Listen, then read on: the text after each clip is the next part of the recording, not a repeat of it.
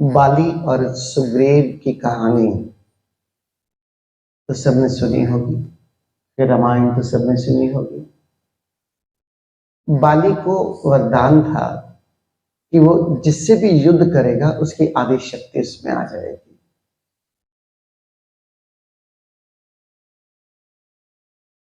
जब भगवान राम ने सुग्रीव की मदद करने के लिए अपना सहयोग दिया तो कथा कहती है कि सुग्रीव और बाली तो प्रत्यक्ष रूप से एक दूसरे के साथ युद्ध कर रहे थे, और जैसा बाली को वरदान था, सुग्रीव की आदि शक्ति तो बाली में चली गई, तो भगवान राम को पेड़ के पीछे, वृक्ष के पीछे से तीर चला।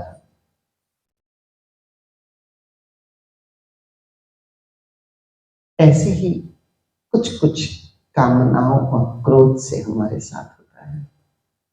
अगर सीधा इनसे लड़ने का प्रयास करोगे, मुझे क्रोध नहीं करना, मुझे क्रोध नहीं करना है, क्रोध तो क्यों मुझे आ जाता है, मुझे कामनाएं उत्पन्न नहीं करनी, मेरे भीतर कामनाएं क्यों उत्पन्न हो जाती हैं, सीधा सीधा अगर हम इनको दबाने का प्रयास करेंगे तो जितना जितना इनको दबाते जाएंगे हमारी आदि शक्ति इनमें मिल जाती है और ये और पावरफुल हो जाते हैं। चाहे काम को दबाओ, चाहे क्रोध को दबाओ, आप पाओगे कि आप ही हार जाते हो, ये नहीं हारते। जब भी कामनाएं या क्रोध जागे तो बाली और सुग्रीव की कथा याद कर लेंगे। इनडायरेक्ट हम कर क्या रहे हैं? इनडायरेक्ट कि हम जो विचार उत्पन्न होता है कामना का, सबसे पहले विचार उत्पन्न होता है मन से। हम अगर उसी को ही देख लें तो कहते हैं निप इन द बड, हम वहीं पर ही इस विचार को एनर्जी ना दें, इस विचार से अपने आप को डिसएसोसिएट करें, मानो मेरा नहीं किसी और का है। अब दूसरे के विचारों से कभी आप अपने आप को एसोसिएट नहीं करोगे, हमेशा अपने ही विचारों से एसोसिएट करोगे। लेकिन अगर अपने विचारों से इस तरह का व्यवहार शुरू कर दो, मेरा नहीं किसी और का है, इनडायरेक्ट, उसी समय आप डिसएसोसिएट हो गए। अब उसका प्रभाव आप पर उतना नहीं पड़ सकता कि ये आपको डोमिनेट करे। आपके पास स्वतंत्रता है क्योंकि आपने उसको डिसएसोसिएट कर लिया है कि आप उस विचार के साथ जाओ या नहीं जाओ, ये स्वामी है, इसको स्वामित्व कहोगे। मैं, मेरा जीवन, मैं अहंकार के लिए भी प्रयोग होता है, लेकिन मैं कुछ इंडिकेट भी करता है।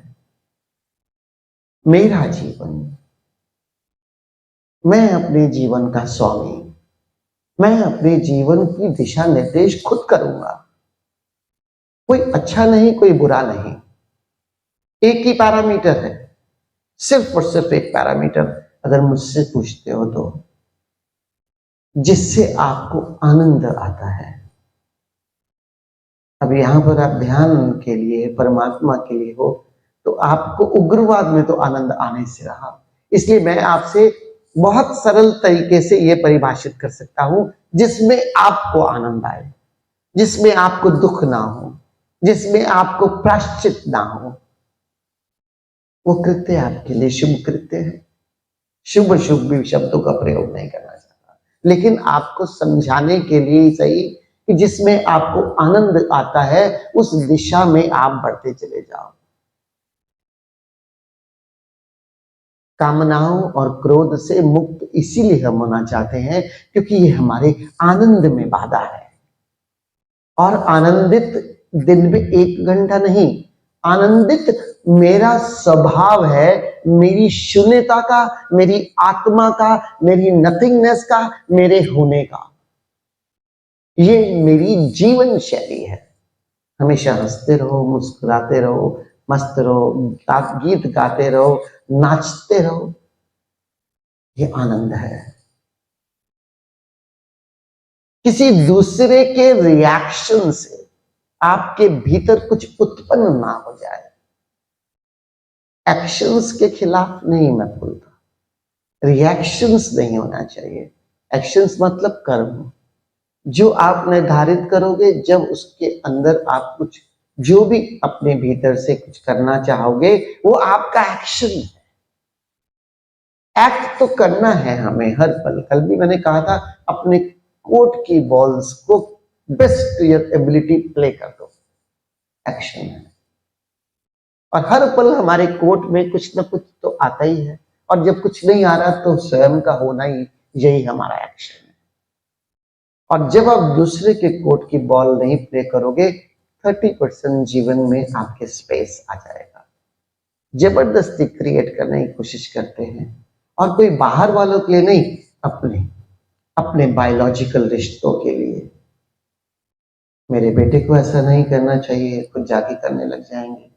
मेरी पत्नी को, मेरे पति को, मेरी माता को, मेरे पिता को, मेरे भाइयों को, और हाँ, नहीं तो ये पछताएंगे, इनको तकलीफ आएगी। Who I am I a creator, am I a decider of the life? अपनी जिंदगी तो डिसाइड कर नहीं पाया, और मैं दूसरों की जिंदगी कैसे डिसाइड करेंगे? लौट कर देखो 20 साल पहले, 30 साल पहले हम ऐसे ध्यान में कहीं बैठे होंगे, ध्यान कर रहे होंगे। 30 साल पहले कभी आपने सोचा होगा? मैं 30 साल पहले सोचता था ये जितने भी गुरु है सब ढोंगी है, क्योंकि वही देखा था। मंदिर जाना पसंद था, ध्यान करना पसंद नहीं था। जब अपनी पत्नी के प्रेम वश कभी वो मुझे ध्यान पर कहीं जाना चाहती थी तो मैंने हाँ कर दी, नहीं तो मैं कभी उस रास्ते पर ना चलता। अगर 30 साल पहले की बात करूं, जीवन किस तरह से कहां ले जाता है, हम किस पल में कहां बदल जाते हैं, हमारे हाथ में नहीं है। चीजें घट रही हैं यहां।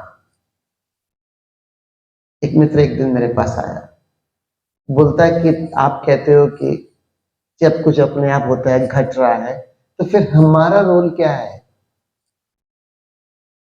हमारा कर्म क्या है? जब सब कुछ निर्धारित है, आप कहते हैं 99% निर्धारित है, तो हमारा कंट्रोल क्या है? हम किस लिए फिर यहां? मेरे देखे सारी साधना, जो भी हमारे जीवन में हैपनिंग्स है, हम उसको कैसे ले रहे हैं, सारी साधना केवल इतनी है। कॉम्प्लिकेट मत करो। बहुत सरल और प्रैक्टिकल बात करना चाहूंगा। कॉम्प्लिकेट मत करो लाइफ को। जितना अपना रोल है उसको ठीक से जानो। आदमी का सबसे बड़ा गुरु उसका स्वयं का जीवन है। अगर आप सीखना चाहो तो सबसे बड़ा गुरु मैं कहता हूं हमारे भीतर है। क्यों? क्योंकि वो जानता है कि भीतर क्या है। मैं देख रहा हूं कि मेरे भीतर क्या हो रहा है। जो मैं हूं, जैसा हूं, एक बार पहले उसे देखो, फिर आप ठीक से अपने जीवन को दिशा दे पाओगे। भ्रम में मत रखो मैं बहुत धार्मिक, मैं बहुत दयालु, मैं बहुत प्रेमल, नहीं। जब भीतर नग्न देखोगे, ये भी मिलेगा, इसके साथ साथ कुछ और भी मिलेगा। उसके लिए परेशान या डिप्रेस होने की जरूरत नहीं है, वो सबके लिए है।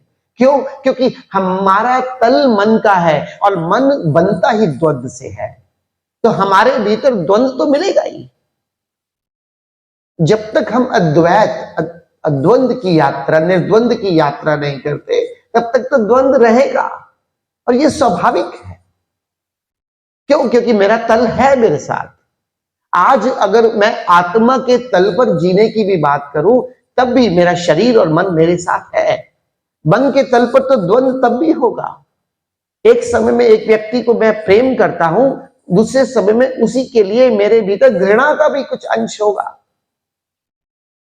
अगर मैं उस तल पर चला जाऊं, क्योंकि वो तल ही द्वैत का है। ध्यान अद्वैत की यात्रा है, मन से पार की यात्रा है। ठीक से समझ लेना ध्यान है क्या। जितने भी नए मित्र मेरे पास आते हैं, मैं इनको 3 प्रश्न पहले देता हूं। ध्यान है क्या, ध्यान क्यों करें और ध्यान कैसे करें। जब तक इन 3 प्रश्नों का उत्तर स्पष्ट नहीं होगा, ध्यान में मत प्रवेश करना, कभी भी छोड़ दोगे बीच में से। गारंटी लिख देता हूं मैं आपको। अगर आपके पास इन 3 प्रश्नों का उत्तर नहीं है, कभी भी छोड़ दोगे, या कभी करोगे कभी नहीं करोगे, कभी करोगे कभी नहीं करोगे। क्यों? क्योंकि लॉजिकल माइंड है हमारे पास आजकल, शिक्षित समाज में जी रहे हैं। कितना मर्जी परिभाषित किया हो ध्यान को कि ध्यान किसी कारण से नहीं, पुरानी बात है। उस परिभाषा को मैं आज नहीं मानता।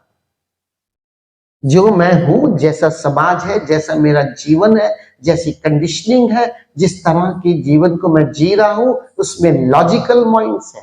I need clarification. ध्यान है क्या, इसकी परिभाषा क्या है, क्यों करूं। जब तक क्यों नहीं ढूंढूंगा, तब तक उस मार्ग पर नहीं चलूंगा। इससे होगा क्या। और फिर आता है कैसे करूं। जब पहले 2 प्रश्न स्पष्ट होंगे, तब तीसरा ढूंढना। बहुत से मित्र हैं, अपने भीतर झांक कर देखना, इन 3 प्रश्नों का उत्तर तुम्हारे पास भी स्पष्ट नहीं होगा। ना हो तो पूछना बाबा से, सतगुरु से। जीवन यही है, जीवन के स्वरूप को जानो, पहले बाहरी और फिर भीतरी। कामनाओं क्रोध से मुक्त होना भी चाहते हो? बहुत बड़ा प्रश्न है। सच में होना चाहते हो तो करोगे नहीं, या वो उपाय करोगे जो इसका निवारण करे। आज छोटी सी बीमारी हमें लग जाए और हमें पता चल जाए कि ये हमारी जान लेने वाली है, उसका इलाज ठीक से करोगे। एक दिन भी दवाई मिस नहीं करते। क्यों? प्राण चले जाएंगे। ऐसी छटपटाहट होनी चाहिए अगर सच में छोड़ना चाहते हो। मैं नहीं कहता कि एक दिन में छूटेगा, प्रोसेस है। छूटते छूटते छूटेगा, एकदम कभी भी नहीं छूटेगा। इंटेंसिटी कम होगी, ड्यूरेशन कम होगी, धीरे धीरे छूटता जाएगा। लेकिन उस रास्ते पर, उस मार्ग पर चलना तो शुरू करो। चलना शुरू करोगे, मंजिल सामने होगी। और कुनकुना कुनकुना मत चलना, ना ध्यान में और ना ही विवेकपूर्ण मार्ग जो तुमने अपने लिए डिसाइड किया। पूर्णता से, टोटलिटी से, कोई द्वंद इस मार्ग में मत लाना। ये करूं, नहीं तो ये भी कर लेता हूं, ये भी कर लेता हूं। अरे जीवनों की श्रृंखला है, कभी पास्ट लाइफ करके देखना। जैसे किसी पिकनिक पर जाते हो 5 से 7 दिन के लिए, और 7 दिन में लौट आते हो। उस 7 दिनों पर बहुत ज्यादा ध्यान नहीं देते, क्योंकि पता है कि अगली बार फिर कहीं और घूमने जाएंगे, कहीं और पिकनिक पे जाएंगे। तो एक पिकनिक, जिस भी डेस्टिनेशन पर जाते हो, उसी पर पूरी तरह से, पूर्णता से वहां समय बिता देते हो। ऐसे ही हमारा जीवन है। ये परमात्मा के टाइम फ्रेम में 70-80 सालों की कोई कीमत नहीं है। एक जीवन तो कम से कम टोटलिटी से एक प्रयोग करने में लगाओ। मैं नहीं कहता कि ध्यान में लगाओ, जो भी डिसाइड करो पूरी तरह से लगाओ, ताकि परिणाम तो निकले कि ये मार्ग चलने जैसा था भी या नहीं। क्या फर्क पड़ता है, एक और जीवन आ जाएगा। उसे वैसे ही कहते हैं, 4 दिनों से 40 दिन के भीतर भीतर अगर मोक्ष प्राप्त नहीं हुआ तो आ ही जाओगे। पूर्णता से करो। अभी तक मैंने बात की मेरे विचारता की, विचार आ रहे हैं, इससे मत करो। आज मैं आपको सूत्र दूंगा जिससे कि विचार ही कम आए। 2 तरीके। मैं डायबिटीज का पेशेंट हूँ, 32 साल तक दवाई भी खानी पड़ेगी, लेकिन मीठा भी छोड़ना पड़ेगा। तो ऐसे ही समझो कि 2 उपाय है। विचार आ गए तो दवाई की तरह है, निर्विचार एसोसिएट मत हो, तादात्म्य मत जोड़ो मन के विचारों से, उनको देखो जागरूकता से, जिससे कि उससे पार चले जाओ। चाहे कामना का विचार हो, चाहे इरिटेशन पैदा हो रही है, कामना नहीं पूर्ण हुई, तीर कमान पर चढ़ गया, छूटा नहीं है अभी, जाग जाओ, वहां से भी तीर को ड्रॉप कर सकते हो, चलाना आवश्यक नहीं, यहां तक आपके रास्ते आपके हाथ में है। एक बार तीर चल गया, फिर 2-4 घंटे गए, कभी भी देख लेना, क्रोध आया, वो केमिकल्स जो अपने भीतर रिएक्ट करते हैं, उनका मन पर, शरीर पर असर है, और वो कुछ समय लेंगे। आप जल्दी से जल्दी उसको डायल्यूट कर सकते हो, वो अलग बात है, लेकिन कुछ समय तो लेंगे। इसका मतलब जीवन से वो क्षण तो माइनस हो गए, अब आनंद नहीं, अब तो प्राश्चित, तकलीफ, दुख, इन सब में जियोगे। लेकिन इरिटेशन को भी वॉच किया तो समझो तीर कमान पर चढ़ गया, लेकिन छूटा नहीं है, वहां से लाट के रखा जा सकता है। ये प्रोसेस है, इस प्रोसेस को देखोगे धीरे धीरे छूट जाएगा। आज जो मैं आपको सूत्र दे रहा हूं, मैं हमेशा वही बात करता हूं जो मैंने अपने जीवन में प्रयोग किए हैं, क्योंकि उसके लिए मैं पूरी तरह से प्रामाणिक अपने आप को महसूस करता हूं। फीलिंग्स में जीना शुरू कर दो। ओशो ने कहा है thinking to feeling, feeling to being, ये मार्ग है आत्मा तक पहुंचने का।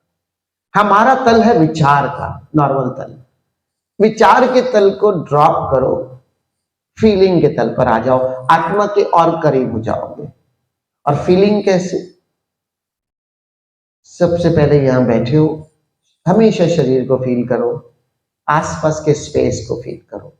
आप अभी मेरे को सुनते हुए भी प्रयोग करो, साथ साथ शरीर की फीलिंग में चले जाओ और आसपास के स्पेस की फीलिंग में चले जाओ। ये आसपास का जो खाली आकाश है, ये मुझे छू रहा है, विचार लाकर तो दिखाओ मुझे। जैसे ही किसी भी चीज की फीलिंग्स में जाते हो, मन से थोड़ा डिस्टेंस हो जाता है और मन उतना एक्टिव नहीं रहता। कोई कोई विरला विचार आ सकता है, लेकिन वो जो इनर मोनोलॉग चल रहा है वो ब्रेक हो जाएगा। फीलिंग पे जाते ही, सुबह उठते हो, उठते ही बिस्तर पर बैठ जाओ, एक नई सुबह को फील तो करो। क्या हमारा हक था इस दिन पर? रात सोए थे, गारंटी लिख के रख सकते थे सुबह पक्का उठूंगा? कोई गारंटी नहीं। एक नया दिन मिला है, फील करो। उसके बाद जब जमीन पर पांव रखते हो, होशपूर्ण होकर फील करो, धरती को फील करो। फिर उसके बाद जब नहाते हो, बाथरूम में फ्रेश होते हो, बॉडी को फील करते रहो। नहाते हो, पानी को फील करो। ब्रेकफास्ट करते हो, खाने के स्वाद को फील करो। जब जब आए अपनी बॉडी को फील करो। किसी बिलवेड, अपने प्रियतम, अपनी पत्नी या अपने पति या अपने बच्चों या अपने माँ बाप के साथ बैठते हो, उनके प्रेम को, उनकी प्रेजेंस को फील करो। हर समय कुछ ना कुछ फीलिंग करने के लिए है, कुछ ना हो तो शरीर और आसपास के स्पेस को फील करो। अब देखो आपके विचार 80% कम हो जाएंगे, फिर 20% को देखना मुश्किल नहीं रहेगा। कॉम्बिनेशन अब बहुत करो, जागरूकता भी है और फीलिंग भी है, और आप देखो आपका हार्ट सेंटर भी एक्टिवेट हो जाएगा। हर चीज को फीलिंग, मैंने इसके लिए स्लोगन बनाया है, फील एंड लिव। ये 2 शब्दों को अंदर मंत्र की तरह याद करो थोड़े दिन तक, उसके बाद आप इस जीवन शैली में आसानी से जी सकते हो। एक बहुत जल्दी एक प्रोग्राम हम यहाँ पर डिसाइड करने वाले हैं। मैं बाबा से निवेदन कर रहा हूँ, एक प्रोग्राम करते हैं 7 दिन का, कि किसी के पास भी मोबाइल नहीं होगा 7 दिन के।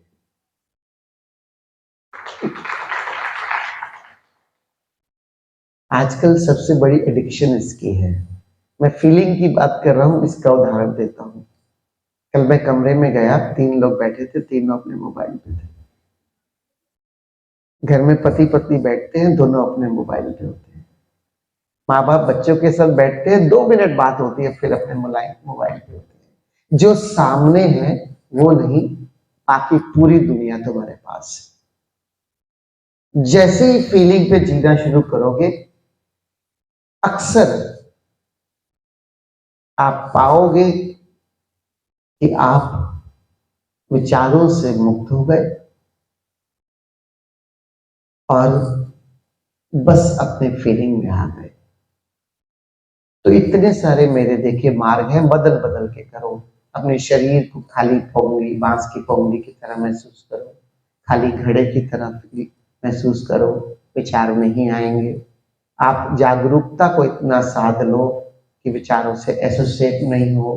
आप अपनी लाइफ में फीलिंग्स के ऊपर चले जाओ, विचार कम हो जाएंगे। किसी एक को भी क्यों साधना, किसी समय कुछ, किसी समय कुछ, किसी समय कुछ, और आप देखोगे आप अपने विचारों को कट ऑफ करते चले जाओ। आज पूरे दिन का आपका प्रयोग यही है। महसूस करो जो साथ है, उसकी प्रेजेंस को फील करो। और अगर परमात्मा को प्रेम करते हो, उसको जीना चाहते हो, तो बेस्ट है आसपास के स्पेस और अपने शरीर। एक चीज मत फील करना, दोबारा कह रहा हूं, मैंने 2 चीजें कही हैं, अपनी बॉडी और आसपास का स्पेस। क्यों कह रहा हूं ये भी स्पष्ट कर देता हूं, ये भी प्रयोग करना। अब सिर्फ आसपास के स्पेस को फील करना, 2 मिनट से ज्यादा नहीं कर पाओगे, विचार आ जाएंगे, मन घेर लेगा। क्यों? क्योंकि अपने भीतर फाउंडेशन स्ट्रांग नहीं है। लेकिन अगर अपने शरीर के साथ स्पेस को फील करोगे, बहुत लंबे समय तक स्पेस फील कर पाओगे, क्योंकि आत्मस्मरण के साथ प्रभु स्मरण संभव है। केवल प्रभु स्मरण मन करने नहीं देता। शरीर का स्मरण भी आत्मस्मरण का एक हिस्सा है। इसलिए शरीर और आसपास का आकाश, और धीरे धीरे जब इसे साधोगे तो कितनी भी देर निर्विचारता में रह सकते। आज प्रयोग करना।